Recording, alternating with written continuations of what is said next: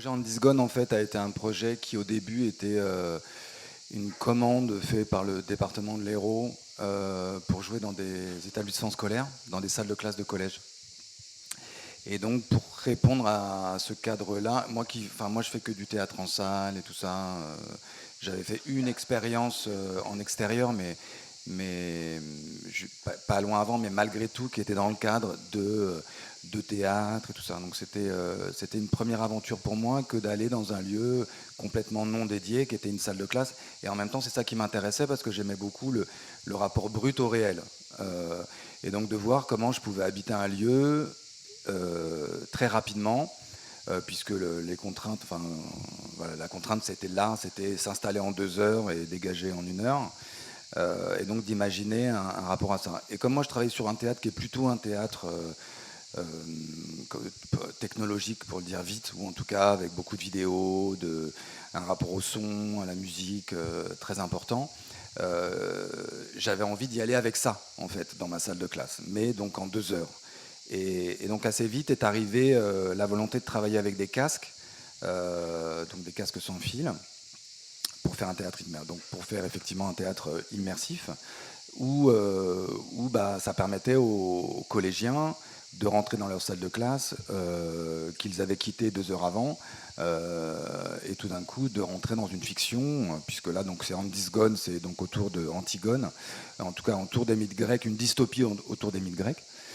Et c'est comme ça que l'aventure a commencé, en fait. Et donc l'aventure s'est très très bien passée. Et je crois que la première fois qu'on est vraiment sorti de ce cadre-là, c'est en venant à Villeneuve-en-Seine, il y a donc maintenant une paire d'années, ou une double paire d'années, ou une triple paire d'années, sur le projet Antigone, où on a joué en extérieur, en ville. Ouais, dans le cloître de la collégienne. Mais avant, c'était à côté du cloître. Bon, enfin bon. Ouais. Et donc, on a joué en extérieur. Et là, en fait, et c'est presque Brice d'ailleurs qui nous a dit, mais en fait, votre spectacle, vous pouvez le jouer partout, quoi, complètement en itinérance. Ce qui n'était pas totalement j'avais bien conscience de l'espace non dédié, mais j'avais pas forcément conscience de cet extérieur et cette première expérience où on l'a joué en plein jour, alors que moi, une fois quand je suis pas dans le noir, en fait, je suis perdu. Et donc on a fait cette expérience-là, et au fur et à mesure, on l'a beaucoup fait, puisqu'on a commencé à jouer effectivement donc dans plein de lieux extérieurs, en prison,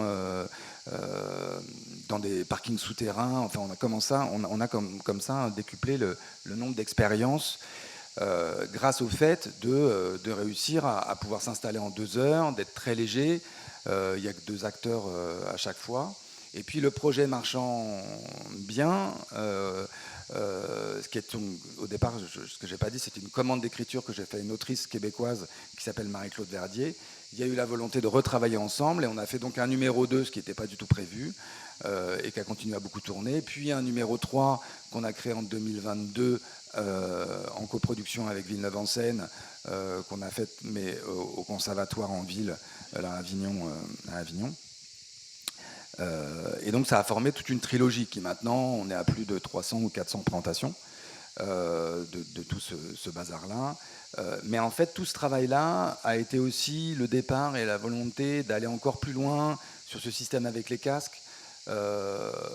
Parce qu'évidemment, ça permet en fait c'est complètement low-tech, puisque on s'installe très très rapidement, et ça permet de créer des ateliers, d'aller dans des endroits où on ne pourrait pas aller, dans des com-com ou des choses comme ça, effectivement complètement reculées, et de donner un spectacle qui donne la sensation d'être technologique alors qu'il ne l'est pas du tout, en fait.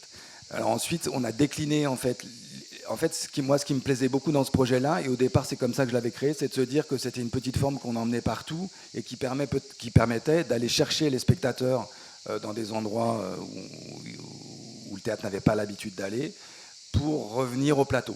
Et c'est ce qu'on fait là d'ailleurs, puisque la quatrième partie de ce temps de Disgone, qui va voir le jour en 25-26, et une version en théâtre. Donc c'était l'idée d'aller comme ça dans les lycées, mais dans toutes les maisons pour tous et ce genre de choses, ou en extérieur, pour ensuite faire que on pousse les spectateurs à faire ce geste inverse.